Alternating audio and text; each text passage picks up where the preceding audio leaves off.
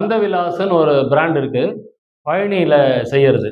அவங்க வந்து கிட்டத்தட்ட ஒரு 100 வருஷத்துக்கு மேல அந்த திருநீறு வியாபாரம் பண்ணிட்டு இருக்கிறாங்க.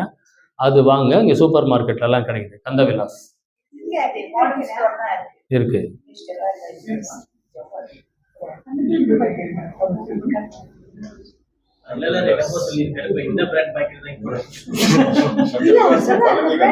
அவங்க வந்து திருநீர் இடணுமா, இப்போ வருது குவாலிட்டி இல்லையேங்கிறாங்க. நம்ம குவாலிட்டி இல்லாததான் மொத்தமா சாப்பிட்டுட்டு இருக்கிறோமா?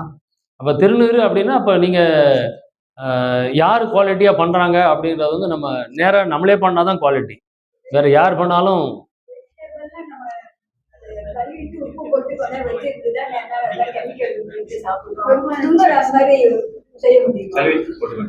திருநீரை வந்து தண்ணியில நினைச்சு குழைச்சிட்டு காய வச்சு அப்புறம் யூஸ் பண்ணலாம். திருநீரை நினைச்சு காய வைக்கலாம், ஒண்ணுமே ஆகாது. மறுபடியும் தூள் தூளா வந்துடும். நல்ல டவுட்டு தான், தப்பு ஒன்றும் கிடையாது. திருநீரையும் நீங்க தண்ணியில் நல்லா மூக்கிட்டு எடுத்து பேப்பரில் துணியில் போட்டு காய வைங்க. அது நல்லா காஞ்சிரும். மறுபடியும் அது கொஞ்சம் கட்டி கட்டியாக இருக்கும். கையினால அதை தூள் பண்ணி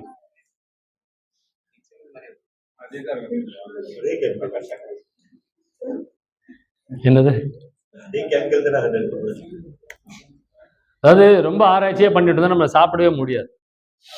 சரிங்களா? நம்ம சாப்பிட்ற அரிசி அதை நீங்கள் ஒரு தடவை கழுவிட்டீங்கன்னா அதில் இருக்கிற கெமிக்கல்லாம் வெளியே போய்டும் நினைக்கிறீங்களா? மொத்தமும் கெமிக்கல் தான். அது மட்டும் கெமிக்கல் மட்டும் கிடையாதுங்க, நம்ம புலாலே சாப்பிட்றோம்னு நான் சொல்லுவேன்.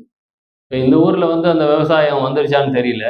மீன் கழிவுகளை வந்து நிலத்தில் போடுற அளவுக்கு இப்போ விவசாயம் வளர்ந்து இருக்குது. மீனை வந்து வந்துருச்சு.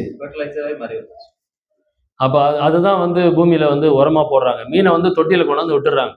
ஒரு ஆயிரக்கணக்கான மீனை வந்து அங்கெல்லாம் ஒரு 10 ஏக்கர் இருந்துன்னா போதும், ஒரு தொட்டி கட்டி தண்ணி போட்டு மீனை விட்டுடுறாங்க. அந்த மீன் அதுலேயே இருந்து அதுலேயே அதை கொலையே பண்ணுறாங்க. அந்த தண்ணி தான் நிலத்துக்கு பாயுது. அந்த கழிவுகள் வந்து அவ்வளவு செழிப்பா செடி வளருதுங்க. வந்துருச்சு, அந்த மாதிரி வந்துருச்சு. அப்போ அது மாதிரி இருந்தால் நம்ம புலால் தான் சாப்பிட்றோம்னு அர்த்தம். அதோட வீரியம் தான் நமக்கு வருது. அப்புறம் என்ன பண்றது? அப்போ அதுக்கு ஏற்ற மாதிரி நீங்க தேடணும். எங்க அரிசி வாங்கலாம், யார் பயிர் பண்றாங்க, அவங்கள்ட்ட டைரக்டா கொள்முதல் பண்ண முடியுமா, தேடுங்க. அந்த தேடல் இருந்ததுனால தான் என்ன வள்ளலார் நயம்பாடியில் கொண்டு போய் சேர்த்தார். இப்போ நாங்க வந்து நாங்களே விவசாயம் பண்ணி நாங்களே எடுத்து அதை தான் நாங்கள் சாப்பிட்றோம். கத்திரிக்காய், அவரைக்காய், வாழைக்காய், சுண்டைக்காய், தக்காளி, கருணக்கிழங்கு, இது எதுவுமே நாங்கள் வெளியில வாங்குறது கிடையாது. அரிசி முதற்கொண்டு எல்லாத்தையும் அங்கே தான் இருக்கிறோம்.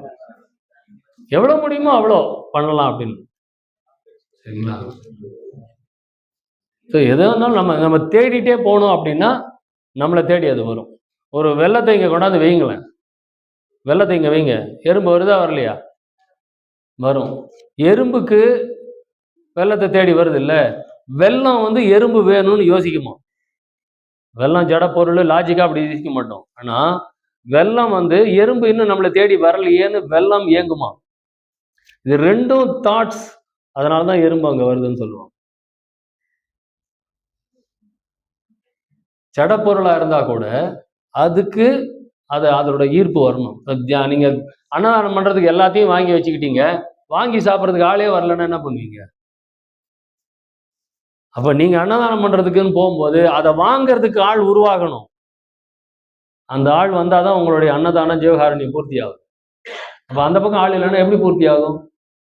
அப்ப அந்த சாப்பாடு யாருக்கு எழுதப்பட்டதோ அவர்களுக்கு உணர்த்தப்படும். அவங்க வந்து வாங்கிட்டு போவாங்க. கார்ல போறவன் நின்று இறங்கி வாங்கி சாப்பிட்டு போவான். ஏன்னா அந்த சாப்பாடுல அவன் பேர் எழுதியிருக்கு. அது நம்மளால மாற்ற முடியாது.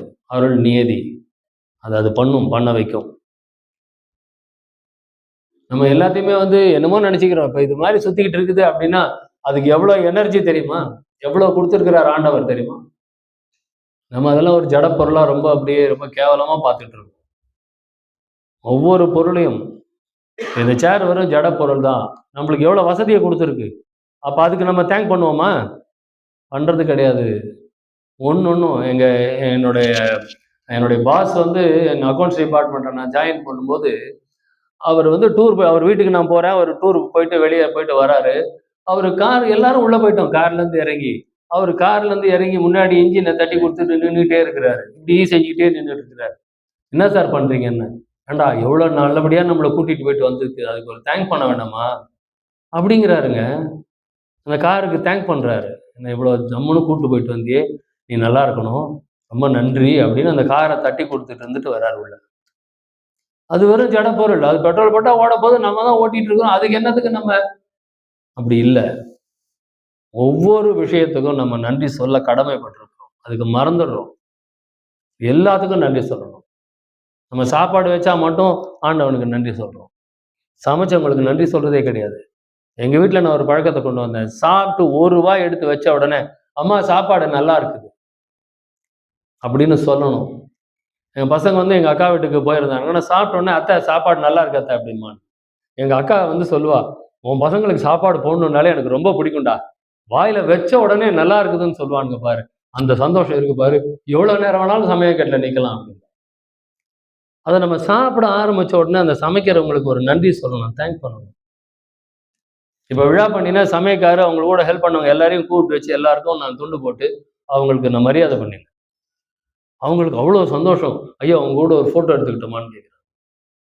அவங்களுக்கு மரியாதை கொடுக்கணும் நம்ம. அந்த மாதிரி ஒவ்வொரு ஜட பொருளுக்கும் இதெல்லாம் எடுத்து வைக்கணும் அப்படின்னா அப்படியே எடுத்து கண்ணா பின்னான்னு சுற்றி அப்படி தூக்கி போட்டு வரதில்லை.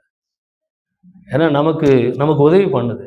இதுக்கெல்லாம் காரணமான அந்த இறைவனுக்கு நன்றி சொல்ல கடமைப்பட்டிருக்கிறோம். நம்ம நன்றி சொல்லணுங்க எல்லாருக்கும். இந்த தேங்க்ஸும் சாரியும் சொல்லாதவன் வாழ்க்கையில நல்லவனா இருக்கிறதுக்கு வாய்ப்பே கிடையாது. தேங்க்ஸும் சாரியும் சொல்ல கற்றுக்கணும். அது ரெண்டும் சொல்லலைன்னா அவன் நல்லவனா இருக்கிறதுக்கு வாய்ப்பே கிடையாது. சாரி சொல்லணும், என்ன குறைஞ்சி போயிட போகிறோம்.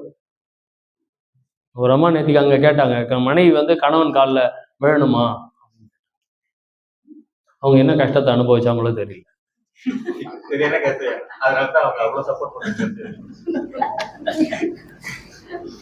நிறைய நிறைய விஷயங்கள் இருக்கு.